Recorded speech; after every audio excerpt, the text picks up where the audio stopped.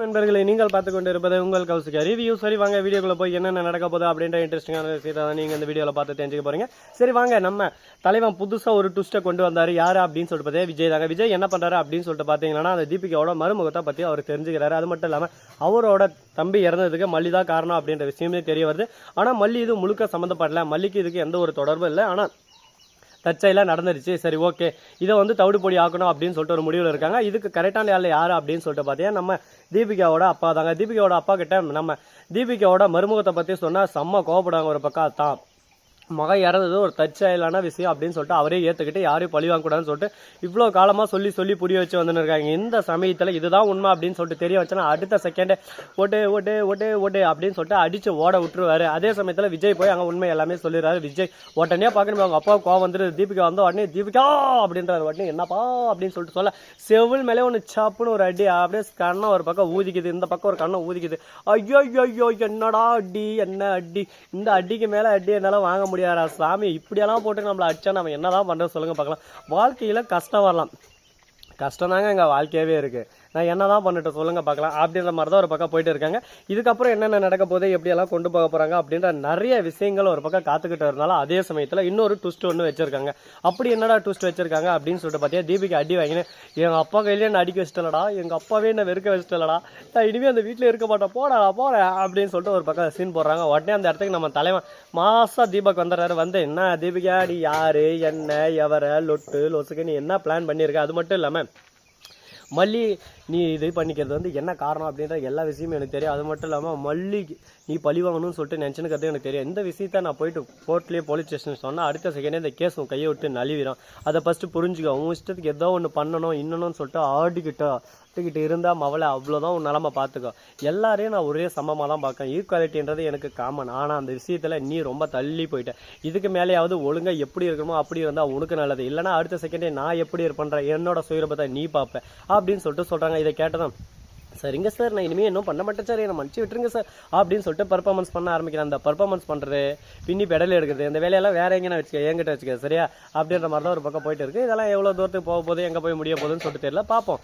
இன்னும் நிறைய இன்ட்ரெஸ்டிங்கான தகவல் தர விஷயமெல்லாம் ஒரு பக்கம் போய்கிட்டு தான் இருக்குது. இதெல்லாம் எப்படி முடிக்க போகிறாங்க, எந்த ஒரு விஷயத்தையும் நம்ம சாதாரணமாக எடுத்துக்க முடியாதுங்க. ஏன்னா எது எப்படி வேணாலும் போகலாம், அந்த மாதிரி தான் ஒரு பக்கம் போயிட்டு இருக்குது. சரி இதுக்கு மேலே என்னென்ன நடக்க போகுது அப்படின்ற இன்ட்ரெஸ்டிங்கான விஷயத்தை பார்ப்போம். சரி இதெல்லாம் ஒரு பக்கம் போயிட்டு இருக்கு.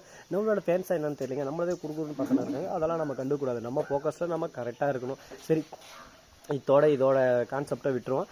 இப்போ நம்ம தீபக் இருக்கார்ல, அவர் என்ன பண்ணுறாரு அப்படின்னு சொல்லிட்டு பார்த்தீங்கன்னா, கோர்ட்டில் போயிட்டு ஒரு மனு கொடுத்துறாரு இந்த மாதிரின்ற எல்லா விஷயத்தையும். இதை தெரிஞ்சுக்கிட்டு ஓகே இதை பாருங்கள் தீபிகா, நீங்கள் இனிமேல் இதில் வந்து ஆஜராகிறது ரொம்பவே தவறான விஷயம், நீங்கள் இதுக்கு மேலே இதில் இன்வால்வ் ஆகக்கூடாது, உங்களுக்கு இன்வால்வ் ஆகிறதுக்கு எந்த ஒரு தகுதியும் இல்லை அப்படின்னு சொல்லிட்டு சொல்லிடுறாங்க. உடனே ஏன் எதனாலும் சொல்லிட்டு கேட்குறேன், நீங்கள் உங்கள் தம்பியை கொல்லவங்கள பழி வாங்கணும்னு சொல்லிட்டு ஒரு நிருபதாக பழி வாங்க பார்க்குறீங்க, இது ரொம்பவே தப்பு, இது சட்டத்துக்கு விரோதமானது, இந்த விஷயம் தெரிஞ்சிருந்தால் அந்த கேஸை உங்ககிட்ட நாங்கள் ஹேண்ட் பண்ணிக்க மாட்டோம் அப்படின்னு சொல்லிட்டு சொல்கிறாங்க. இதை கேட்டதை என்ன பேசுறது ஏது பேச சொல்லிட்டு தெரியாமல் என்னை மன்னிச்சிருங்க, நான் பண்ணதெல்லாம் தப்பு தான், என்னை மன்னிச்சிருங்க, இதுக்கு மேலே அந்த தப்பை நான் செய்யவே மாட்டேன், யாருக்கும் எந்த தொந்தரவும் கொடுக்கவும் மாட்டேன் அப்படின்னு சொல்லிட்டு கதறி தேம்பி வெம்பி நொந்து அழுந்துட்டு இருக்காங்க.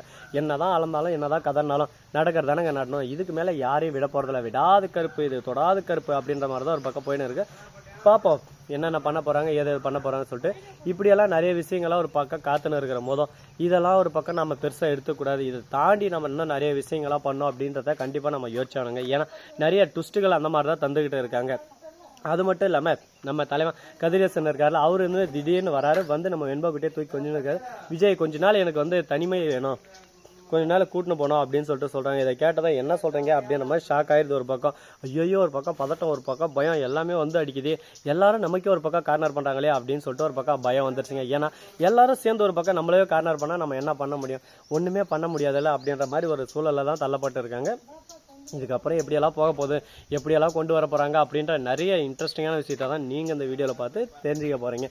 சரி ஓகே, இதெல்லாம் ஒரு பக்கம் கான்செப்டில் இருக்கட்டும்னு சொல்லிட்டு விட்டாலும் அதே சமயத்தில் நம்ம அதாவது ரஞ்சிதம் இருக்காங்களா, அவங்க என்ன பண்ணுறாங்க அப்படின்னு சொல்லிட்டு பார்த்தீங்கன்னா, விஜய் மாமா அந்த ராஜேஸ்வரியும் மறுபக்கம் தீபிகாவும் சேர்ந்து மல்லிக்கு எதிராக சூழ்ச்சி பண்ணியிருக்காங்க. இதை உங்ககிட்ட சொல்ல மாட்டேன், சொல்கிறதுக்கு ஒரே ஒரு காரணம் தான், எல்லாரும் சேர்ந்து என்ன ஒரு பக்கம் அழிக்கணும்னு சொல்லிட்டு நினச்சின்னு இருக்காங்க. இந்த விஷயத்தெல்லாம் நான் ஓப்பனாக பேசினா மட்டும்தான் இது எல்லாத்துக்கும் ஒரு தீர்வு வரும், தீர்வை நாம தான் கொண்டு வந்தாகணும், அதுக்காக தான் நான் எல்லாத்தையும் சொன்னேன் அப்படின்னு சொல்லிட்டு சொல்கிறாங்க. இதை கேட்டதை ஓகே நீங்கள் சொல்கிறது எல்லாமே ஓகே, வாஸ்தவம் தான், எல்லாமே ஏற்றுக்கிற மாதிரி தான் இருக்குது. ஆனால் இதெல்லாம் எப்படி லாஜிக்காக செட் ஆகுமா, ஓகேவா, இப்படி ஆகுமா அப்படி ஆகுமான்னு சொல்லிட்டு பல விதத்தில் யோசனை இருக்காங்க. அந்த யோசனைகள் திங்கிங் எல்லாமே வேறு மாதிரி இருக்குது.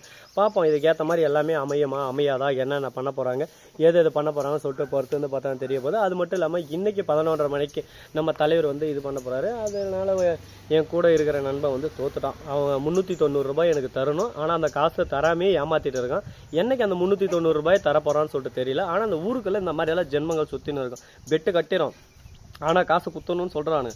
நாம தோத்தா பிடிங்கிடுவானுங்க, அவனும் தோத்தா காசே தரமாட்டானுங்க. காசே இல்லை, என் குடும்பமே கஷ்டத்தில் இருக்குது, அந்த 390 தான் என் குடும்பமே வாழ்ந்துனுக்குது அப்படின்னு சொல்லிட்டு கதை மேலே கதை விட்டு அந்த காசை கொடுக்க முடியாததுக்கு என்னென்ன பண்ண முடியுமோ அந்த அளவுக்கு ஒரு பக்கம் டைலாக்கெல்லாம் போட்டு அந்த காசை நம்மக்கிட்ட வந்து பறிச்சிருவாங்க. அந்த மாதிரி தாங்க அந்த உலகத்தில் எல்லாம் சுற்றிட்டு இருக்காங்க. இந்த உலகத்தில் மாட்டிக்கிட்டு நாம் படாத பாடுறது இதே. சரி, ஓகே.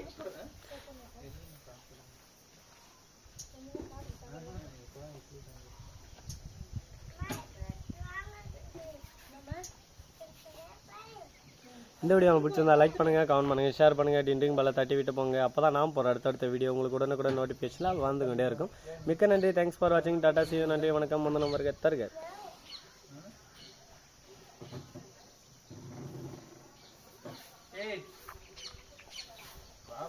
எல்லாருமே இப்படி இருந்தா நான் யாருக்கிட்ட ப்ரோ காசு வாங்குறது? அவனும் அப்படியே பண்ணுறான், நீ இப்படியே காசை கொடு ப்ரோ. நீ எந்த வாதியானா காசை கொடு.